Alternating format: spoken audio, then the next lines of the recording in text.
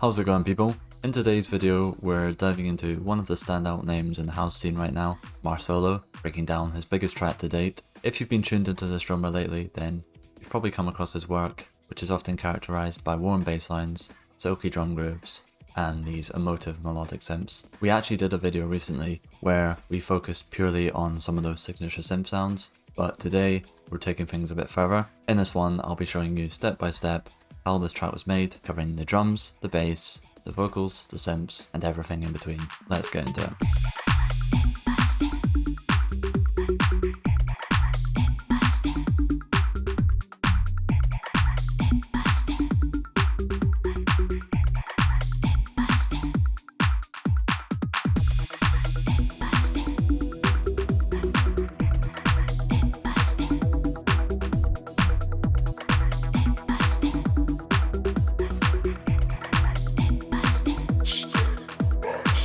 The first place we'll begin is going to be with the vocals. Essentially what you've got is this really simple ad-lib. Step by step. I've talked about vocals before in our vocal tutorials, so I'll not go into too much depth as to where to source them, but essentially what you're looking for is just these really nice phrases. You can find a lot of these phrases online, or you can get creative and get someone in to record an original one, which is what I suspect this one is. Step by step. So on the ad-lib side, I don't think you need to overthink it at all. One of the things I really like about Marsolo's tracks is he takes a very minimalistic approach. So what he's done is he's basically used that ad-lib and he's pretty much using that throughout. But what he's doing to add a bit more interest to that is using these vocal effects. Essentially what he's doing is he's taking that ad-lib further by playing around with the effects on that dry sample, and he would resample them. So I've got a few things here that I'd maybe try. The first one is obviously going to be delay. Step by step.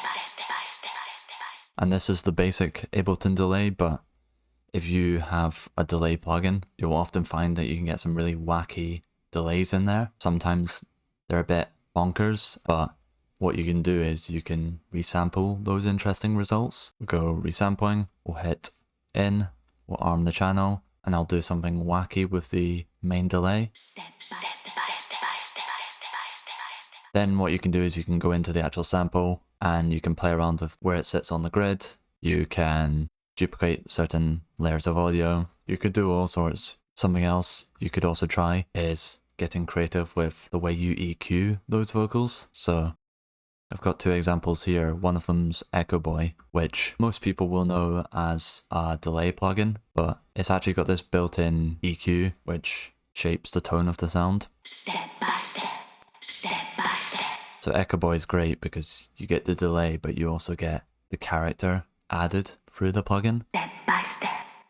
Step by step. Step by step. Step by step. You could also just get creative with different EQ presets. So if I literally just go to the Ableton one, there's one that's quite nice, which is telephone vocal, which basically makes the vocal sound like it's coming through a telephone. Step by step. Combined with the delay. Step by step. So hopefully that's given you a decent idea as to how you can take your vocals up a level. If you want to start with those really simple ideas, I think vocal textures is a really simple way to elevate your mixes and do something a bit different as well, because very few people, if any, are going to process them in the exact same way. The only other thing I think he's got here is this repitched vocal. There's loads of ways to manipulate vocals, and hopefully that's given you a better idea of how he might have approached them. The next place we'll go to is just this low end group. So what you've essentially got is this kick. It's playing the 4/4, and then you've just got a couple of fills. Then we have the bass. The main bass is essentially made up of this sub and this organ. What you see here is essentially the call and response style of pattern, which we've covered quite a bit on this channel now. You've essentially got the sub playing that question. You've got the organ playing in response. and then they both come together to play harmonically. I don't really think there's much advice I can give you that's helpful with regards to patterns other than just get creative. Start with simple ideas and just see how you can build on them. So you've essentially got two base layers that are interacting with each other, and they both work really nicely in terms of sounds. So we'll start with the first sound, which is the sub. The way we've done this is essentially a basic sine wave down 1 octave. We've got the same basic sine wave as oscillator B, but we're pitching it up 7. And the only other thing we've got on this is just this distortion, just to help it cut through a bit more where the sub bass is often lost. The next layer is going to be this organ.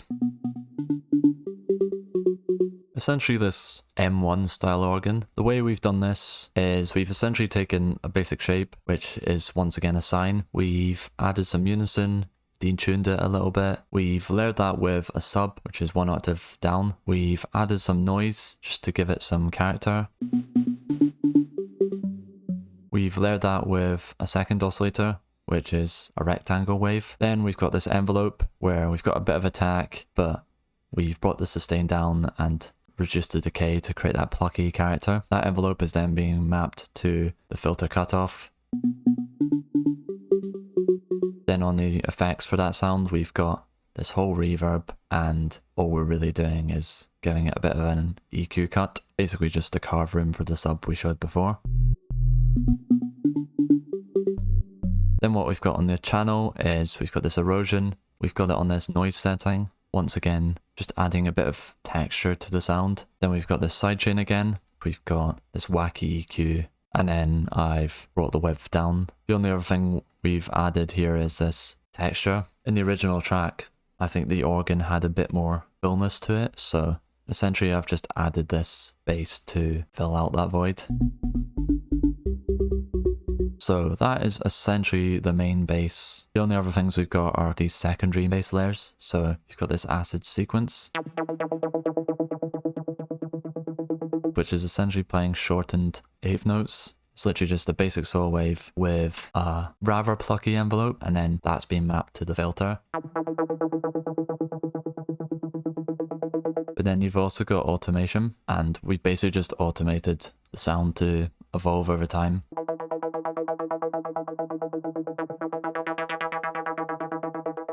And then you've basically just got reverb delay and this autopan, so it's moving across your ears as well. Got this acid stab, basically acting as an SFX. Often you'll place it at the start of a section to basically mark a new transition, but this one's quite nice because he's basically just delayed it to give the sub bass more space.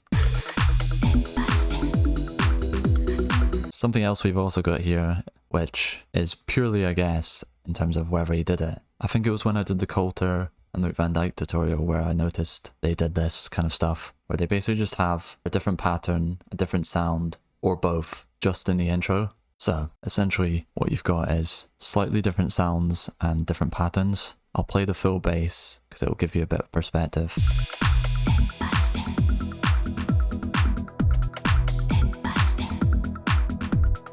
So you've essentially got this rhythmic pattern, which is literally just playing the root note, and it's essentially setting the foundation for what's to come.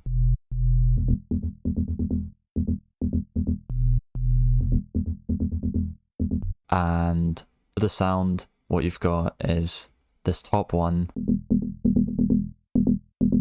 We've basically just used a wavetable with slightly more character to it, and we've just layered that with a sub. So if you want to spice up your arrangement, experiment with different patterns at different points, and if you want to make it a different sound, then feel free. The next place we're going to move on to is going to be the drums, starting off with this clap.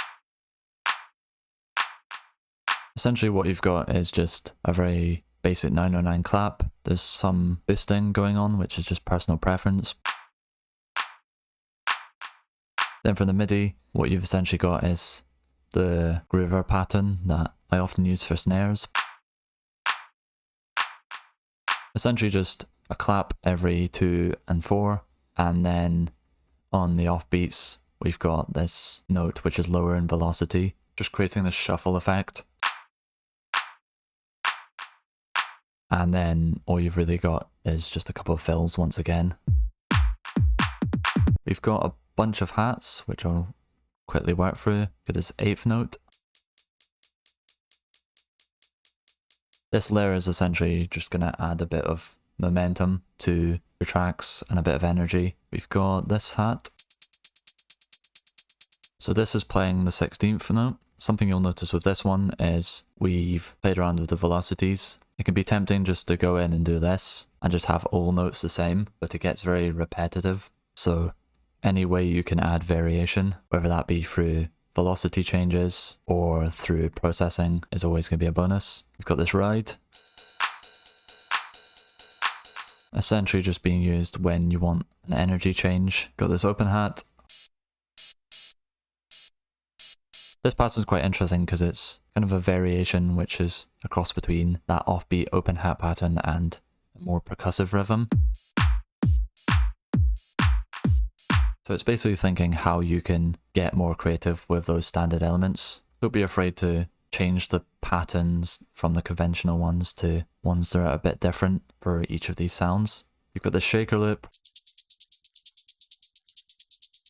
and then you've just got the crash and the reverse. All we've really got after this is a few top layers to pad out the mix. We've got this rhythmic perk, which is once again doing that 16th roll, and to save it being a bit more repetitive, like I was saying, we've added modulation just to help it evolve over time. You've got little bits of ear candy percussion, which sounds like a rim shot. And then I always like adding some form of loop behind the mix. The only other thing I'll show is just this breakbeat. I think with breakbeats, it's one of those things that you're just going to have to spend some time digging with because breakbeats are so hit and miss. I think it's also important to consider where you want to place them in your mix. Some people like to layer them behind their drums, which is where you have to be a bit more careful in terms of what you pick. But with here, there's literally only the vocals and the bass, so you kind of have a bit more freedom in terms of the character you go for. Step by step. The very last place we'll look is going to be the Synths, which are essentially just playing this accompanying role.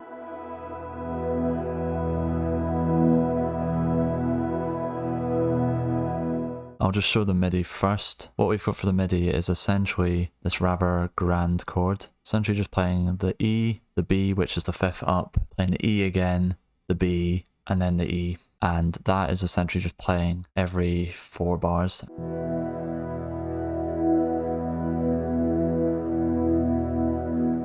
For the pad sound, I've essentially layered 2 pads. The first one is this basic saw. The main things to look at here are going to be the unison, basically to create a larger sound, the envelope, which has a much longer attack, and the sustain is right up, and that is basically just being mapped to the filter. And then what we've done is we've duplicated that patch, but processed it differently. Duplicating layers and processing them in different ways can be an effective way to add a bit of unity to the sounds in your mix, as opposed to just opting for something different every time.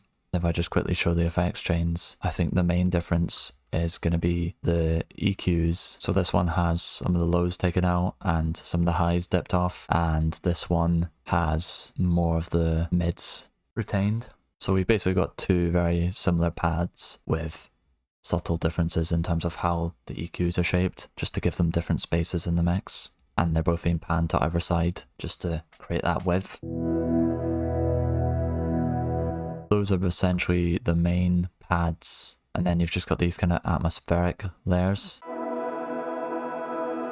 With this patch, we've essentially just gone for a wavetable that has a bit more character to it, been processed with flanger this time, and then the one below is basically just a sawtooth with a lot of echo.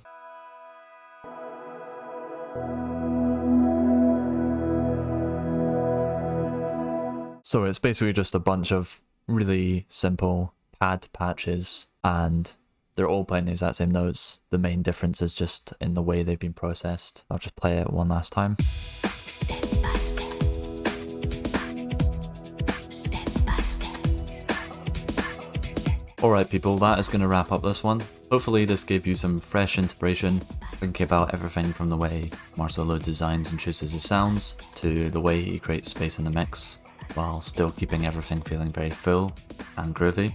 If you want to dive deeper into sound design, then I'd highly recommend our other video, where we recreate all of his go-to synths from scratch. See you in the next one.